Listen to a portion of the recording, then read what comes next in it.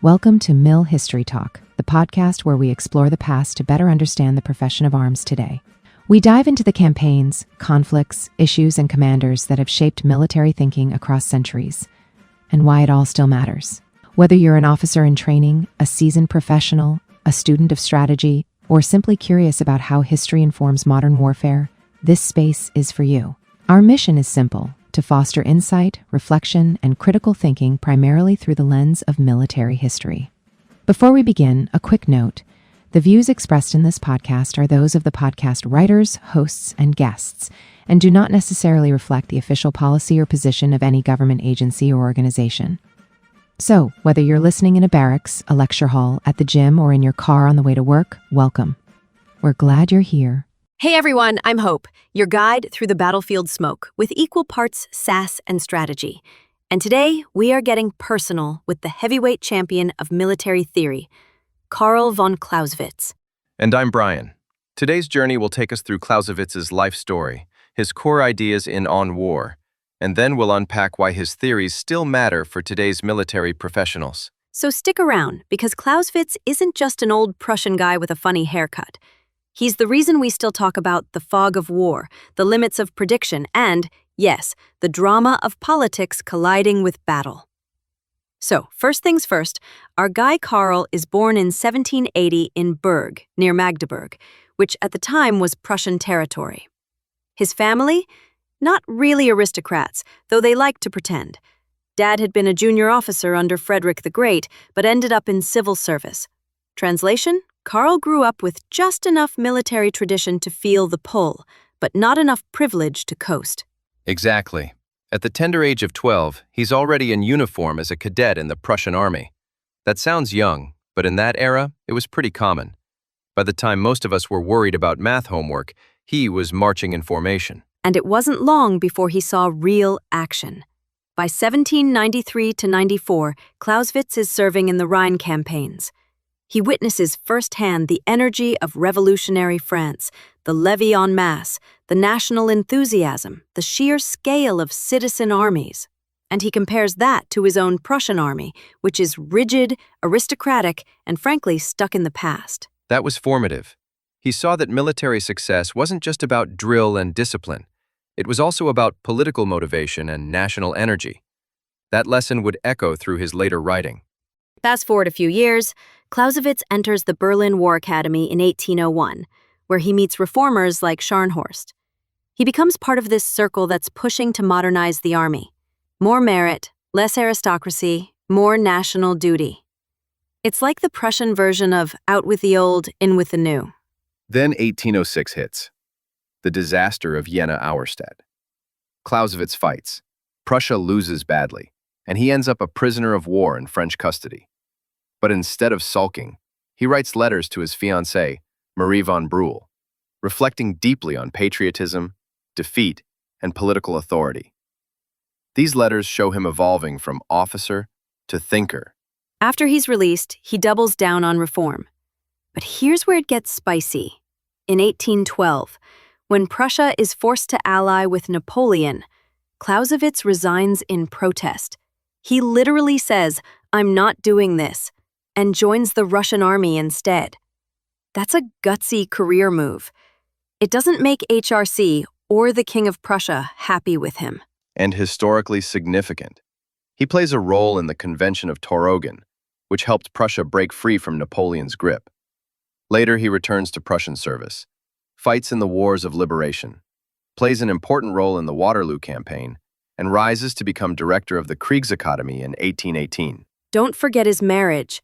Marie von Brühl deserves her own shout-out. Not only was she a sharp intellectual partner, but after Clausewitz dies of cholera in 1831, she edits and publishes his manuscripts. Without her, On War might have vanished into obscurity. She probably deserves some credit as a co-author. That's the biography in short. A career soldier who lived through Prussia's defeats, reforms, and resurgence. A thinker who tied military action to politics. And a writer whose widow ensured his work endured. Okay, story time is over. Let's open the book and dive into the big ideas. The most famous line, almost a cliché now, is that war is the continuation of politics by other means. He argued that war is never autonomous. It's always embedded in political purpose. Politics decides why wars start, how far they go, and when they end. In other words, if the politics are messed up, the military can't fix it. Wars without clear political objectives? That's a Clausewitzian nightmare. I'm looking at you, Vietnam War. Then there's his definition of war. An active force to compel our enemy to do our will. This gets to the essence. Organized violence directed at the enemy's will. But Clausewitz also emphasizes that war tends toward extremes in theory, what he called absolute war. So in Clausewitz's world, no violence means no war. And don't freak out, absolute war was just a thought experiment. Real wars are limited by politics, resources, morale, alliances, you name it. So instead of straight-line escalation, real wars zigzag, stall, and compromise. And that's where we get to his most important framework, the paradoxical trinity. This is the heart of Clausewitz. He says war is shaped by three interlocking forces. First, passion. The people, their emotions, their hatred, their willingness to sacrifice. Second, probability. The army, the commander, the uncertainty, and the probabilities of battle. And finally, third, reason. The government, the rational pursuit of political objectives. So basically, emotion, luck, and logic walk into a bar, and out comes Clausewitz's theory of war. That's one way to put it. What matters is how these three forces interact. They're not boxes you tick. They're in constant motion, shifting in strength. Sometimes the people's passion dominates, like in revolutionary wars. Other times, rational policy restrains violence, as in limited conflicts. And in the middle, chance and probability, the fog, friction, and decisions of commanders, can tip the balance either way. And they can change over time and in an instant. Lose a battle, passion all of a sudden fades away. And it gets even juicier. Juicier? Is that even a word? Anyway, each side in a war has its own trinity. The people, army, and government on one side interact with the people, army, and government on the other. It's like a six-way dance, constantly shifting in complex, unpredictable ways. That's why Clausewitz warns us war is nonlinear. Small shocks can create big consequences. Exactly. Think of it like weather systems colliding. Unpredictable, chaotic, but still shaped by certain patterns. Let's unpack each part a bit more. First, the people. Clausewitz puts passion here, hatred, enmity, but also fear and fatigue. It's not just about bloodlust. It's about legitimacy, mobilization, and national will. Then the army and chance. This is the realm of uncertainty, friction, and the commander's genius. Clausewitz compared war to a game of cards, not chess, not geometry, because it's about incomplete information and probability. And finally, the government, the rational element. This is supposed to tether the entire enterprise to political aims. Without that, passion and chance can run wild. That trinity, passion, probability, reason, is what makes Clausewitz so relevant. It's a reminder that war is not purely rational, not purely chaotic, but always a dynamic mix. And if you only remember one thing from this episode, remember this. Clausewitz's trinity isn't a flowchart. It's a swirling vortex of people, politics, and probability. That's what makes it both maddening and brilliant. So why should modern military professionals care? Because Clausewitz's insights remain remarkably applicable. First, his dictum about war and politics is timeless. We've seen wars fail because political aims were unclear or unrealistic. Vietnam, Iraq, Afghanistan. The military can't compensate for bad policy. But look at Ukraine. Since 2022, their political clarity and resolve have kept their military effort coherent.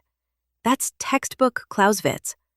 The political object driving the military means. Second, his points about friction and uncertainty still hold. Technology hasn't abolished the fog of war.